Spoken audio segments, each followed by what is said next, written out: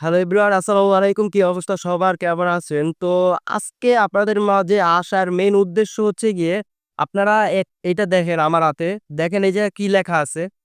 আচ্ছা আপনার দেখা লাগবে না, এটা হচ্ছে আমি স্ক্রিনে দিয়ে রাখবো, তো আপনাদেরকে আমি পড়ে শোনাই। এখানে ১ম এ সালাম, আসসালামু আলাইকুম। নামাজের সময় যদি মসজিদের পেছনে বাচ্চাদের কিচিরমিচির শব্দ শুনতে না পাওয়া যায়, তো এই পরবর্তী প্রজন্ম নিয়ে তোমরা চিন্তিত থাকো। এটা হচ্ছে সম্প্রচার হচ্ছে স্বপ্নের তারুণ্য সংগঠন, মানে হচ্ছে গিয়ে আমি একটা সংগঠনের সাথে জড়িত আছি সেখান থেকে। তো এইটার মেইন উদ্দেশ্য আপনাদেরকে আমি আজকে বলতেছি। তো মেইন উদ্দেশ্য হচ্ছে গিয়ে আমরা ২-৪ জন বন্ধু মিলে আমাদের এলাকা হচ্ছে এক মসজিদ। সেই মসজিদে আমরা কিছুদিন আগে, বেশি দিন হবে না, কিছুদিন আগে আমরা নামাজ পড়তেছিলাম। তো আপনারা জানেন বাচ্চারা যদি মসজিদে যায় তাহলে তো একটু কিচিরমিচির শব্দ, একটু দৌড়াদৌড়ি, একটু শব্দ হবে, এটাই স্বাভাবিক। তো একজন মানুষ মুরুব্বি বলে ভুল হবে, একজন মানে মুরুব্বি না আরকি। তো উনি একজন বাচ্চার গায়ে থাপ্পড় দিছে আরকি। তো থাপ্পড় দেওয়ার পর বাচ্চারে ধমক দিল। তো আমার বন্ধু নামাজ পড়তেছিল। নামাজ পড়া শেষ করে তো আমার বন্ধু ওই জিজ্ঞাস করলো আরকি ওই ভাইটারে যে, "ভাই ওর গায়ে আপনি হাত দিছেন কিসের জন্য?" তো ওই লোকটা আরকি আমার বন্ধুরে বলল, মানে আমার বন্ধুর উপরে পুরো রাগান্বিত হয়ে গেল। আমার বন্ধুরে বলল, "ওরা দুষ্টামি করে, ওরা ফাইজলামি করতেছে, কিচিরমিচির শব্দ করতেছে। এগুলা নামাজের সময় করা ঠিক না।" হ্যাঁ? পরে আমার বন্ধু বলছে কি যে, আচ্ছা ঠিক আছে, ঠিক না। তো ওরে আপনি আদরের সহিত বুঝান, ওরে আপনি মমতার সহিত বুঝান, ভালোবাসার সহিত বুঝান। ওরে আপনি গায়ে হাত দিবেন কেন? ওরে আপনি মারবেন কেন?" তো এই কথা নিয়ে আমার বন্ধুর সাথে একটু কথার কাটাকাটি হয়।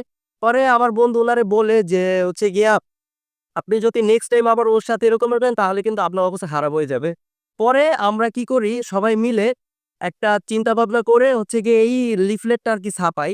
তো এই লিফলেটটা ছাপানোর পর কথাটা পরে আসি। তার আগে কথাটা হচ্ছে, আচ্ছা আপনার সন্তান যদি মসজিদে যায়, মসজিদে যাওয়ার পর হ্যাঁ, এখন যদি আপনি সামনে থাকেন, কারণ আপনার সন্তান মসজিদে গেলে তো অবশ্যই আপনার হচ্ছে গিয়ে দুষ্টামি করো, ফাইজলামি করবো। ঠিক আছে? ফাইজলামি করবে। তো পাশে যদি একজন কেউ বলে বা যদি বাই চান্স থাপ্পড়ি দিয়া দেয় একটা গায়ের, তখন আপনি কি বলবেন? তখন এই যে আমি যে কথাটা বলছি তখন কিন্তু আপনি সেই কথাটাই বলবেন। কি বলবেন? যে, "দেখেন ভাই বাচ্চারা তো মসজিদে আছে, দুষ্টামি করবো, ফাইজলামি করবে, এটাই স্বাভাবিক। তো ওর গায়ে হাত দিছেন কিসের জন্য? বা ওরে মারছেন কিসের জন্য? আদরের সহিত বুঝান, স্নেহের সহিত বুঝান, ভালোবাসার সহিত বুঝান।" ঠিক আছে? আপনি কিন্তু এই কথাই বলবেন। পরে অন্য যদি লোক হয় তাহলে কিন্তু আপনার সাথে উনার সাথে তর্ক-বিতর্ক লাইগাই যাবে। এটাই স্বাভাবিক। তো আমার কথা হচ্ছে এখানে আসলে পর তো পরই। পর কখনো আপন হয় না। এটা বুঝতে হবে। ঠিক আছে? আপনার সন্তান যদি এই জায়গায় থাকতো তাহলে আপনি বুঝতেন কেমন লাগে। তো পরে আমরা বন্ধু-বান্ধব সবাই মিলে চিন্তা ভাবনা করার পর আমরা হচ্ছে গিয়ে এই লিফলেটটা ছাপাই। লিফলেটটা ছাপানোর পর আমরা কি করি, এই লিফলেটটা হচ্ছে মসজিদের উজুখানার সামনে আপনার হচ্ছে টানাই আরকি, লাগাইয়ে দেই।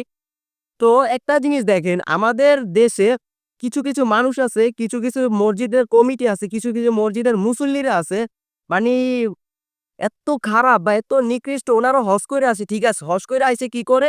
ওনারা হচ্ছে মানুষকে দেখায়, আরে দেখায়, "এই আমার প্লাস পয়েন্ট, আমি হজ করে আসছি। আমার এইটা আছে, আমার সেইটা আছে।" হ্যাঁ ভাই ঠিক আছে। তো আপনার ভিতরে তো একটা ভালোবাসা থাকা দরকার। আপনার ভিতরে একটা স্নেহ মমতা তো থাকা দরকার, হ্যাঁ? ওনারা কি করছে? কিছু মসজিদ কমিটি করছে নাকি মুসল্লি করছে সেটা আমি জানি না। ওনারা কি করছে? এই লিফলেটটা উঠাইয়া ফেলাইছে। তো আমার কথা হচ্ছে ভাই এই লিফলেটের ভিতরে এমন কি লেখা যে আপনারা উঠাইবেন? হ্যাঁ? তো আপনাদের আরেকটা কথা বলে রাখি, আপনারা সৌদি যান, আপনারা দুবাই যান। আমার কথা হচ্ছে এত দূর যাওয়া লাগবে না। আপনি বাইতুল মোকাররম যান। কিছুদিন আগে আমি হচ্ছে গিয়ে আপনার মিরপুর ৬ নাম্বার সেকশন, মিরপুর পূরবী, তারপর হচ্ছে গিয়ে আপনার বাইতুল মোকাররম নামাজ পড়ছি আল্লাহর রহমতে। মানি যাওয়ার তৌফিক দান হইছে, দান করছে আল্লাহ। তো ওখানে আপনার জুম্মার দিন তাও হাজার মানুষ থাকে। হুজুরে বয়ান দিতেছে। বয়ানের মাঝখানে আপনার হচ্ছে গিয়া ছেলেপেলেরা কি জোরে দৌড়াদৌড়ি করতেছে, জোরে চিল্লাচিল্লি করতেছে, কথাবার্তা বলতেছে। বিশ্বাস করেন ভাই, মসজিদের ইমাম সাহেব, মসজিদের কোনো মুসল্লি কোনো টুঁ শব্দ করার সুযোগ তো দূরের কথা, কিছু বলতেই পারে না ওই বাচ্চাদের। কারণ ওনারা জানে বাচ্চারা এখন করবে না তো কখন করবে? এখন যদি আপনি ওরে তাড়াই দেন বা আপনি ওরে কইরা দেন, তাহলে কিন্তু ও জীবনে মসজিদে আসবে না। আরেকটা কথা হচ্ছে, পরে আমরা কি করি? আমরা হচ্ছে গিয়ে যেই বাচ্চাগুলো এরকমের করে, তো ওরকমের কিছু বাচ্চা আমরা চিহ্নিত কইরা তো ওদের সাথে একদিন আমরা পরে আপনি কইরা বলছি। তো দেখেন এই জায়গায় আমার কথা আছে। আপনি কইরা বললে এটা কিন্তু কখনো আপনার সম্মান যাবে না বা আপনি কখনো সম্মান হারাবেন না।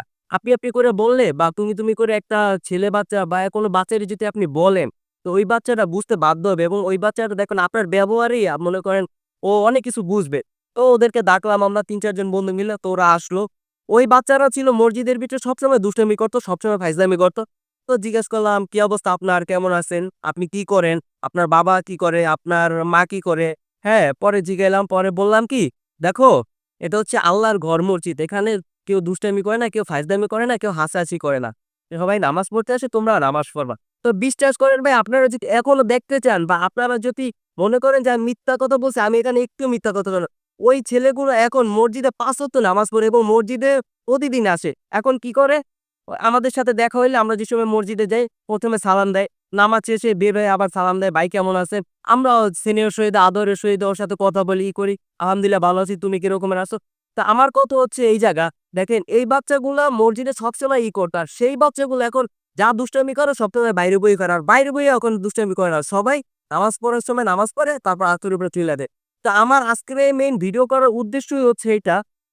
আপনি যদি বাচ্চাদেরকে সাথে ভালো ব্যবহার না করেন, সিনিয়র সাথে ভালো ব্যবহার না করেন, আদর না করেন, তাহলে ওই বাচ্চাটা কিন্তু অবশ্যই খারাপ দিকে যাবে। আর আপনি যদি ওরে একটু বকা দেন বা ওর সাথে খারাপ ব্যবহার করেন, ও কিন্তু আপনার সাথে ওই ঠিকই খারাপ ব্যবহারটাই করবে। তো দেখেন আমরা বুঝাইছি, ও বুঝছে। তো আমার কথা হচ্ছে এটা, আপনারা এরকমের বুঝেন। আপনারা কেন বাচ্চাদের সাথে এরকমের ব্যবহার করবেন? তো আমি জানি না আমার এই ভিডিওর পর আমার আজকে কি হবে বা আমার সামনে কি হবে আমি জানি না। অনেক মানুষ অনেক কিছু বলবে বা অনেক কিছু করার চেষ্টাও করবে। আমার কথা হচ্ছে আল্লাহ তাআলার জন্য আমি হচ্ছে যেই কাজটাই করব সেটা হচ্ছে এক কথায় আল্লাহকে দেখানোর জন্য। তা আমি যেই কাজগুলো করি অবশ্যই আমি কাউকে দেখাই না বা কাউকে সহজে বলিও না। কারণ এটা আজকে করার মেইন উদ্দেশ্য আমি হচ্ছে আজকে পারতেছি না, এর জন্য আপনাদের মাঝে আসছি। তো বাকিটা আপনারাই বলবেন আগামীতে আমি কি করব বা এটা আপনাদের বিবেচনায় আমি রাখলাম যে আমার এই ভিডিওটা আজকে সঠিক হয়েছে না ভুল হয়েছে, বা আমার বন্ধুরা আর আমার এই কাজগুলা কি ঠিক হয়েছে না ভুল হয়েছে। তো আজকের ভিডিও এই পর্যন্তই। সবাই ভালো থাকবেন। আল্লাহ হাফেজ।